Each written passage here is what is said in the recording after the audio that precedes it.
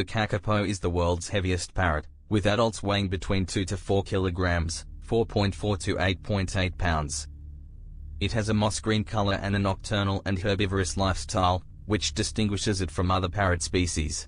The kakapo is unique among parrots in being flightless and primarily ground-dwelling. It has strong legs that make it an excellent hiker and climber. Despite being unable to fly, it uses its wings for balance and to parachute down from trees.